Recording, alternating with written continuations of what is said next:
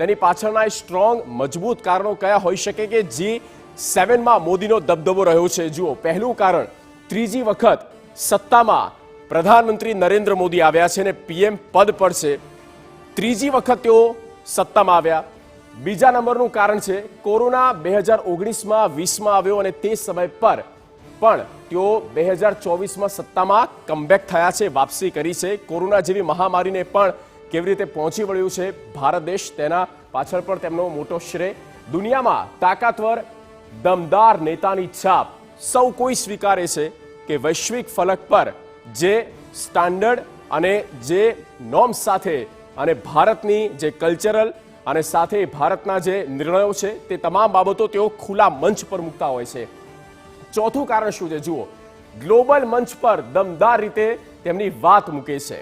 એ પછી ટેરરિઝમનો મુદ્દો હોય કે પછી ગુડ ગવર્નન્સની વાત હોય કે પછી અન્ય કોઈ ભારતના લીધેલા એ મહત્વપૂર્ણ નિર્ણય હોય, તે પછી જીએસટી હોય કે પછી નોટબંધી હોય, આ તમામ બાબતોને લઈને તેઓ વિશ્વ ફલક પર એ બાબતો મૂકે છે. પાંચમું કારણ શું છે? તો દેશને પાંચમી મોટી અર્થવ્યવસ્થા બનાવી છે. ટોપ 10માં તો અમે લઈને આવ્યા છીએ, પણ અમારી ત્રીજી ગવર્મેન્ટમાં અમે ટોપ 5માં લાવીશું.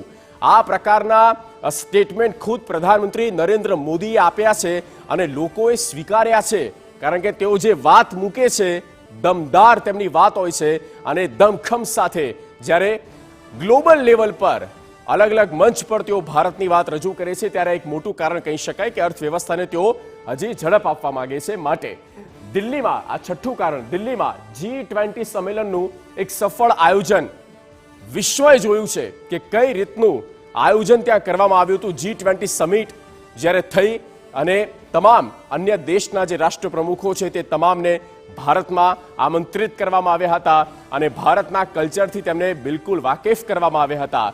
અને એ જ કારણો છે જેના કારણે વડાપ્રધાન નરેન્દ્ર મોદી ના એ તમામ નિર્ણયોને લોકો સ્વીકારે છે. અને સાતમું કારણ શું છે? તો જુઓ, ચીન અને પાકિસ્તાન આ બંને પાડોશી દેશને જડબાતોડ જવાબ આપ્યો છે. એક હાથે તેમની મહેમાનગતિ કરી છે તો બીજા હાથે ભારતની સુરક્ષાને કોઈએ છંછેડી છે તો તેને જવાબ આપવામાં પણ આ મોદી સરકારે ખૂબ જ સમર્થતા બતાવી છે. અને તમામ બાબતોને લઈ આ કયા કયા કારણો છે, તમામ કારણોથી લઈને G7માં શું થયું છે, કઈ રીતે પ્રભાવી રહ્યું છે ભારત દેશ, પ્રધાનમંત્રી મોદી, વિસ્તારથી કરીશું વિશ્લેષણ. તે પહેલા એક બ્રેક.